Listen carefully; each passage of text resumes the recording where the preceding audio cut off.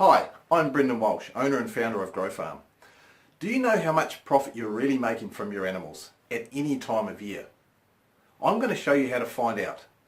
And what you hear in this video, you won't hear anywhere else. So in my last blog, I mentioned about how a share of all farm working expenses must go against the value change of a sheep and beef farm animal to know its real profit. Margin or gross margin are just not helpful. So let's get real.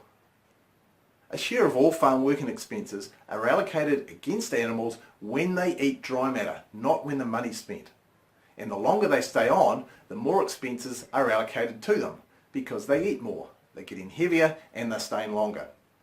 As animals stay longer, they must have an even greater value change to cover those expenses and still have some left over for profit. So let me explain. As animals stay on your farm, they eat dry matter every day.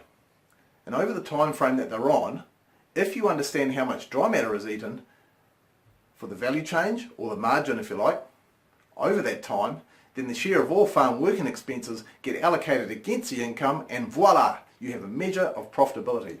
And this applies to any animal at any time. Now that's calculated daily, but if you measure it weekly, you can know the profitability from week to week.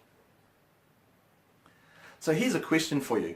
Are your animals profitable over the whole time you carry them or just some of the time? Let's look at an example where a cattle beast might put on $700 value change or margin over 12 months. What if that animal put on $500 of that value change in 5 months? What then? Is that a good use of the dry matter eaten in the other months? What if they're profitable at a different time, or earlier or later than you expect? So one example I have from a client when I started working with them a few years ago showed that they were making 5 cents per kilogram of dry matter eaten profit over 12 months with some yearling bulls. Now that's pretty low. So when we looked into it deeper, we saw that at the start of the financial year, there was a period when they were making minus 22 cents per kilogram of dry matter eaten profit, which is a loss. So the expenses being allocated through the dry matter eaten were way more than the value change over that time. Now there was a period in the middle when they were making positive 23 cents per kilogram of dry matter eaten profit. So the value change was way more than the expenses allocated.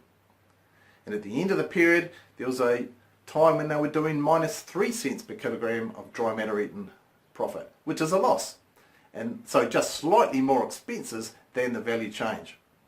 So when was the best use of dry matter eaten for profit? Obviously in that middle period. Now think about it, what could have been done with that dry matter when it was used for a loss? Maybe it could have been used for a different opportunity or banked for when it could be used for a profit. But knowing this stuff means you can look at the options and target your efforts when you get the most bang for your buck. So for more profit instead of less profit or losses.